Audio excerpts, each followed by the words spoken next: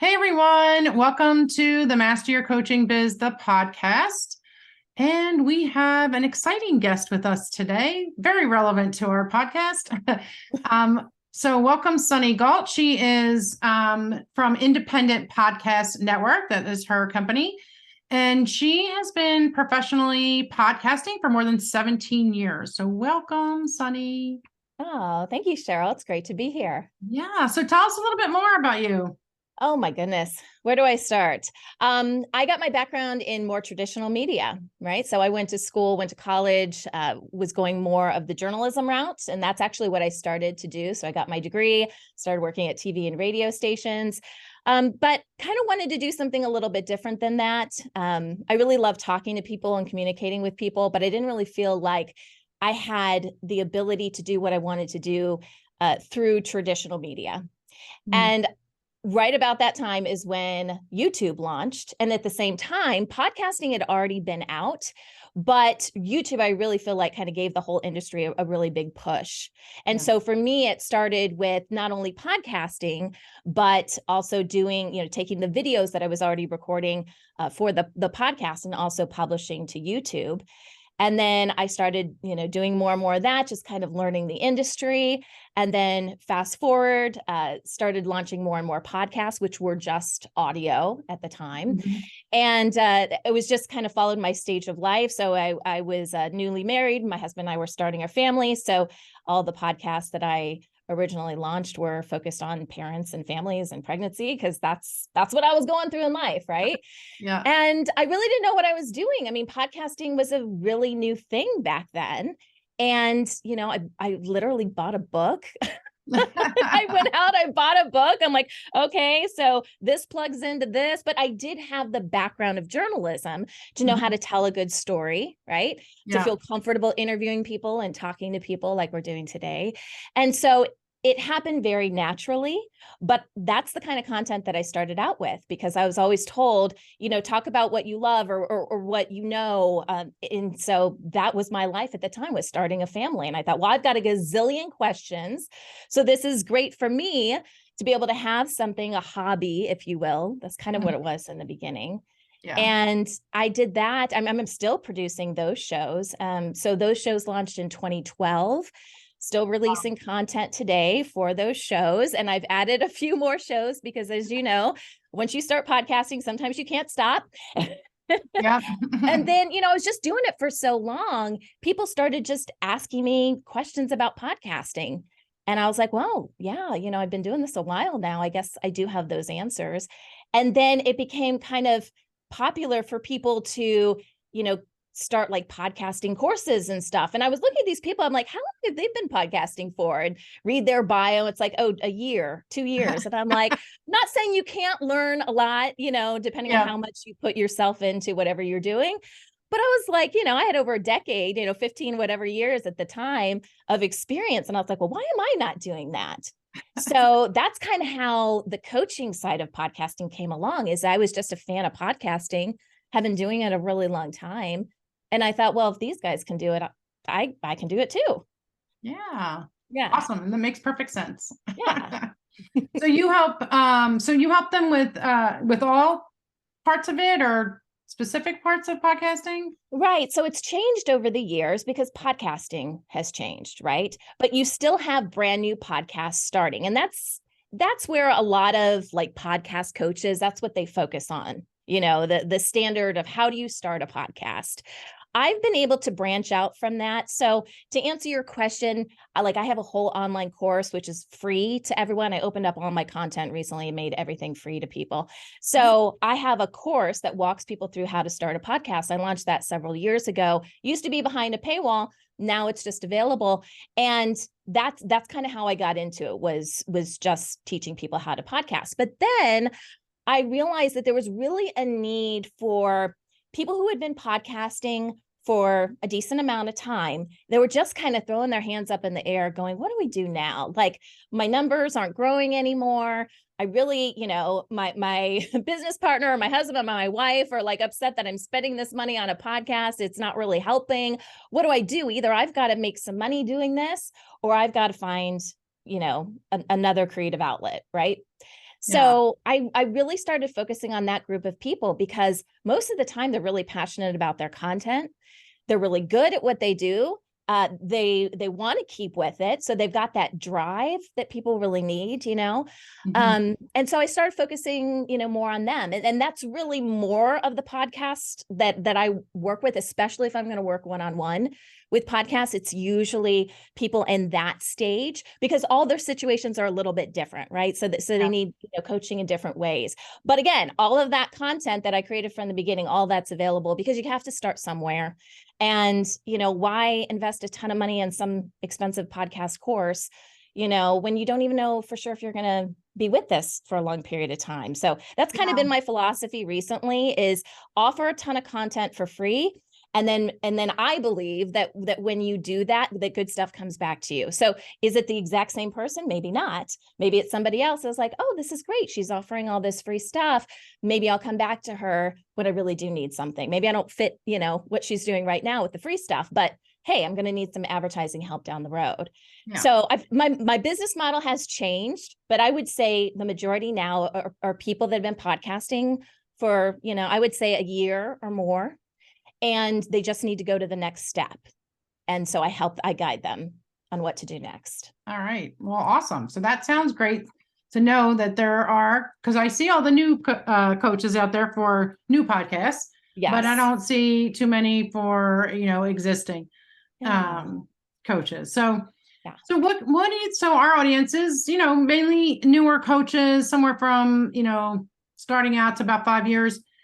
And I think it's, personally, I love podcasting and I think it's a good way to grow your business. And I think that you believe that as well. What are the benefits to it? Yeah. So I have a free downloadable on my website, and Cheryl, I'm happy to provide you with the direct link to it if you guys want to download this. I don't even ask for email addresses, by the way. I just give away my stuff for free. But I'll go through some of the bullet points that I talk about. My favorite clients to work with are not only podcasters that, of course, are passionate about whatever they're talking about, but people that have it tied specifically to their business. So coaches are a phenomenal group of people to have their own podcast because no one's going to want to work with a coach if they can't identify with them or connect with them, right, on a personal level. Mm-hmm. And I think podcasting is such a strong way to be able to get your voice out and see if people even like you. Do they want to have you as a coach? It's not just about your knowledge, right? It's about that connection that you form. So I'll go through some of these bullet points, Cheryl, and feel free to stop and ask questions or whatever as I go through this. But these are kind of my top 5 ways that podcasts can grow your business. I have my little cheat sheet here. So if you guys see me looking over there, that's what it is. The first is to increase your own credibility. Okay. Because whether it's true or not, if you have some sort of platform, whether it's a blog, it's a YouTube series, it's a podcast, it does put you on a different playing field. It shows that you're a little bit more serious about whatever it is that you're talking about. And there are some ways that I think that, you can kind of push yourself. So not just having a podcast, but being really mindful of how you create your podcast. So a couple of little tips within this is for your artwork, right? So we call it artwork, but it's really the image that's associated with your podcast. I always recommend that if you're doing this for your business, you have your image on your artwork. Again, it's about that connection that you're trying to create with a potential client. Yeah. When you come up with episode ideas, obviously make them relevant topics about whatever it is the industry is talking about or what you think your customers or clients would be searching for online, because we know that episode titles are a huge way to get people to find your content. That is SEO relevant, right? So when people are searching for podcasts and whatever podcast player, they're typing in keywords and it's pulling from, I'll give you the top 3 places. It's pulling from your episode titles. It's pulling from your podcast name or title, right? Mm. And then it's also pulling from your author tag. So make sure whatever your content is that you're focused on is in your episode titles. I talked earlier about giving away stuff for free. So, doing that within your podcast, that increases your credibility. Offer a free handout or downloadable, something like that. So that's the first tip. Okay. Yeah. The second tip I would say is it expands your reach, right? It gets you out there in more places. I'm not one to say that podcasting is the end all be all. I think what you have to look at is, what are your skills? And, could podcasting fit inside your skill set? Sometimes people freak out when there's a microphone in front of them. Then podcasting probably isn't the best thing for you. But if you are someone that can kind of grow into that, or you're already feeling comfortable with that, it can definitely expand your reach. You can do guest appearances like I'm doing today on another podcast. It's a great way to kind of collaborate. I have found that most podcasters are really friendly people. Cheryl, I don't know if you found that as well. Oh, yeah. Yeah, it's a nice community, Yeah. especially like the small to medium sized podcasts. They're really nice people, right? And so this is just one more tool in your arsenal, if you will, to be able to expand your reach in a different way and connect with more people. So like I said, it's not that it's only podcasting or it's only social media or it's only this. Find what works for you, what you feel comfortable with, and pursue that, right? And expanding your reach is point number 2. Point number 3 is to connect more deeply with your audience. If you think about it, and for those of you who listen to podcasts, obviously you're listening to this one. Usually when we listen to a podcast, we have earbuds or headphones on or something like that.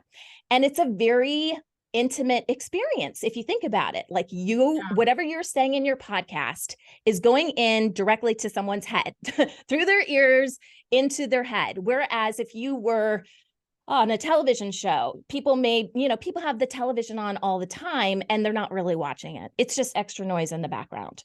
Or they're watching with like 5 or 6 other people and other people are talking and then there's music in the background.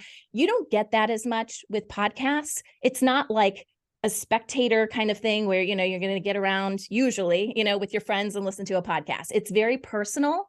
And because of that, it gives you an opportunity to become personal with your audience. So the medium itself is personal, but then I always encourage people to be a little bit more vulnerable with their content. What I mean by that is to share personal stories. Don't just tell people about your successes. Tell them about your failures. Tell them about the times you screwed up. Because so many times that's really how we learn. We're like, oh, I don't want that to happen to me, right?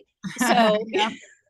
and no one wants to hear someone be like, oh, I made, $500,000 by doing it. Like, yeah, I mean, that's nice every now and then, but we really want to know what mistakes to avoid. So if you can, connect with your audience and really be more, communicate with them on a different level. And I think podcasting more relatable, I think. More relatable. That's a great way to say it. So just be yourself. Your podcast doesn't have to be edited perfectly. In fact, if you make too many edits, it doesn't sound natural, because when we're talking in conversation, like, we say words like, we pause, we start a sentence and we don't finish it, but that's how our brains are wired. That's how we connect with people. So believe it or not, if you edit your show too much, it doesn't sound natural. So anyways, connecting with people, being real, hearing their voice, I think goes a long way beyond just written words or like an email you can send somebody. You can get a feel for their personality. You can see their eyes if it's video as well, right? So there's certain things that you can do. So that's my point number 3. I've got 2 more. Point number 4 is the ability to collaborate with your peers. I have talked to a lot of people and coached other podcasts that want to use podcasting as a foot in the door to work with other people, right? Because sometimes you send an email and it's like, oh, you'll never hear back because it's just an email. But if it's a mentor, someone you kind of look up to, or again, someone you want to collaborate with in some way, inviting them to be on your podcast is a great way to at least initially make that connection. Yeah. They can learn a little bit more about you and, feel more comfortable with you. So it's easier then once the episode, comes out to be like, hey, would you like to collaborate on this? Would you like to do this together? So, that's a little bit. Have you ever done that before? Have you ever collaborated with? I mean, I think I've collaborated, but I haven't initiated it. So, okay. But it gives me some ideas. Yeah, no, totally. Yep. You can also swap like audio promos. That's a great way to like cross promote with other podcasts. I always encourage my clients to create like a 30-second, somewhere between like a 30-second to 45-second promo for their show. kind of like the who, what, when, where, why, of your podcast. And then you can take that and swap it with another show. And as long as the demographic is somewhat similar, it doesn't have to be perfect, it doesn't have to be, exact, because just because I listen to a podcast about money doesn't mean I only want to hear, about podcasts about money. I want to hear about different things that, are relatable to my demographic. So swapping promos, doing stuff like that's a great way to kind of collaborate as well. And then my fifth point is built-in promotion. So for all the coaches out there, if you have a course, if you have a book that's coming out, if you have some sort of online class, live class, or something like that you're doing, it makes it so much easier, I think, to quote unquote, sell this stuff within your own podcast. Because think of it this way. If people are listening to your show, again, it's because they like you on some level. If they keep coming back, it's because they like you. Yep. So it's not that big of a leap to say, oh, you like me on this podcast. Wouldn't you love to coach with me one-on-one, or let me coach you? Wouldn't you like to, attend this event, that's coming up where I'm going to be at, or a book launch or something like that. So it makes a lot of sense, I think, especially for coaches, to get involved in this space, because you're kind of auditioning already as a coach. They like your podcast. Is just one more step. So you can sell your own products and services, promote social media, again, courses, webinars, anything like that's coming up. So I'll go over one more time really quickly. Number 1, increases your credibility. Number 2, expands your reach. 3, allows you to connect more deeply with people on a different level and in a different way. Number 4, you can collaborate with peers and other people that you've been interested in reaching out to and just hasn't quite worked for you yet. And then number 5, that built-in promotion, where it's just a much easier sell to promote your own stuff because they already like your podcast. Yeah. Awesome. Awesome tips. I love it.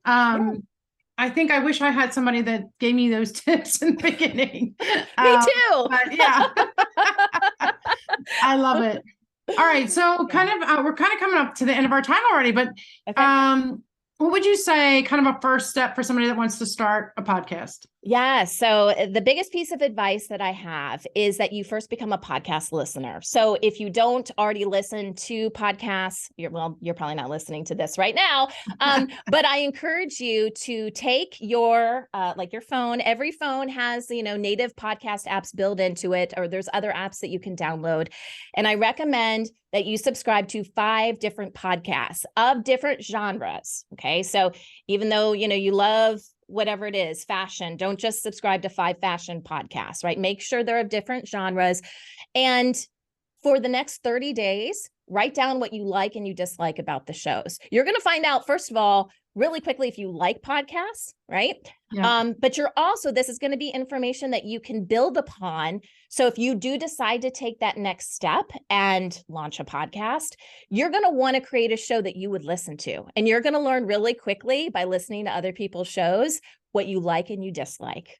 You're going to learn if you like interview shows like what we're doing right now, or if you would prefer it just be the expert talking. There's plenty of shows out there like that. You're going to learn the frequency of the show, how often they release episodes. There are daily podcasts out there. That's way too much for me. Yeah, me too. There's daily shows, there's weekly shows, there's bi-weekly, bi-monthly. So you're going to learn what kind of works for you. And that's what I would recommend, that, something that you consider in launching your own show. And other simple things like how people use music, if they're going to have commercial breaks, how do they toss to a commercial break?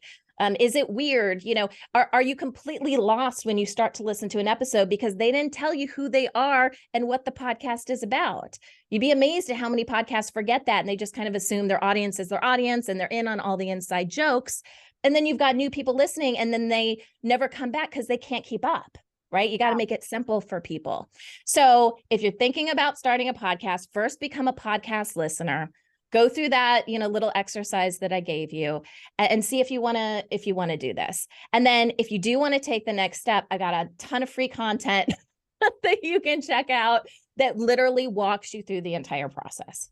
And what is your website so they can go take a look at that? Yeah, totally. So independentpodcast.network. For short, we call it IPN, but that's the URL. And by the way, Cheryl, I do have a weekly podcast that I do. Of course, I have my own podcast. It's called Podcast Your Business. And each week it's just me, and it's about between 15 and 20-minute episodes. And we talk about a different podcasting topic, and it's specifically focused for people that are creating podcasts for their business. It's available in all the podcast platforms, anywhere you check out podcasts, it's there. And I encourage you guys to subscribe. Awesome. Well, thank you so much, Sunny, for all that amazing information. And guys, I hope you enjoyed that. And, I have to say that it's definitely, I definitely resonate with all that when I started my own podcast. And I hope you guys, consider, is podcasting right for you? Is it going to help your business? And thank you for joining in today. And we'll see you on the next episode. Have a great day. Thanks.